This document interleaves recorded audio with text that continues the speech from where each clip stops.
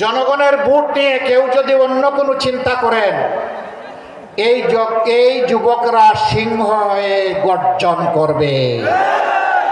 সিংহের থাবা সামাল দিতে পারবেন না। সুতরাং নিজের ছাড়া কারো ভোটের দিকে হাত বাড়াবেন না। সে স্লোগান অচল, আমার ভোট আমি দিব, তোমারটাও আমি দিব না। এদিন এখন আর নাই। এখন আমারটা আমি দিব, তোমারটা তুমি দাও।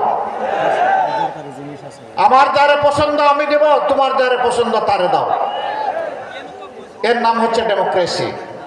এর নাম হচ্ছে এসেন্স অফ ডেমোক্রেসি, গণতন্ত্রের সৌন্দর্য। আমরা সেটা দেখতে চাই, কিন্তু বিভিন্ন জায়গায় আমরা তার ব্যতিক্রম দেখছি। যৌবনের তারুণ্যের শক্তি নিয়ে হাসনাত আব্দুল্লাহ অনেক কথাই ব্যাপারে বলেছে, আমি আর রিপিট করতে যাচ্ছি না। আমি সবাইকে বলবো, এই দেশটা সবার, শুধু আমার একার নয়। সাধারণ মানুষ, প্রশাসনের বিভিন্ন জায়গায় যারা আছেন, আমরা বিশ্বাস করি দেশ আমাদের সবার। সবার দায় আছে। সবার সম্মিলিত প্রয়াসেই আমরা একটা সভ্য দেশ করতে পারবো ইনশাআল্লাহ। এই দেশকে এখনো সভ্য বলা যাবে না।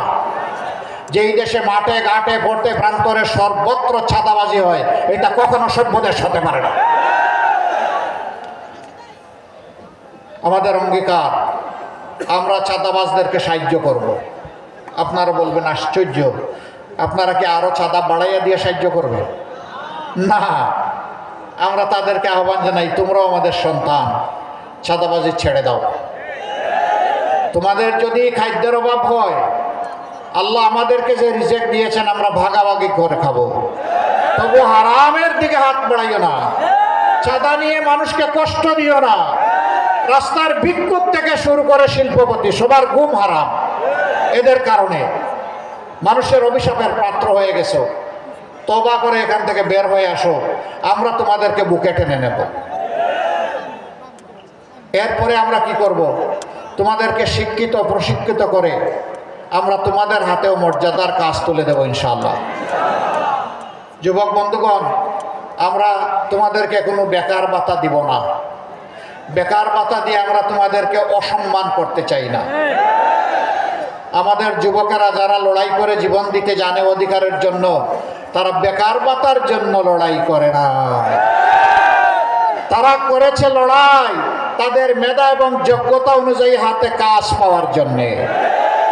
আমরা তোমাদেরকে কথা দিচ্ছি, ভাই ও বোনেরা, তোমাদের হাতকে এই দেশ গড়ার কারিগরের হাত হিসাবে আমরা গড়ে তুলবো ইনশাআল্লাহ। সেই দিন তোমাদের হাতে মর্যাদার কাজ আমরা তুলে দেব। তখন সবাই মাথা উঁচু করে বুক ফুলিয়ে বলবা, আমি বাংলাদেশ। আমাকে এই বাংলাদেশ অনেক কিছু দিয়েছে, এখন আমার প্রিয় দেশকে আমি দিতে চাই।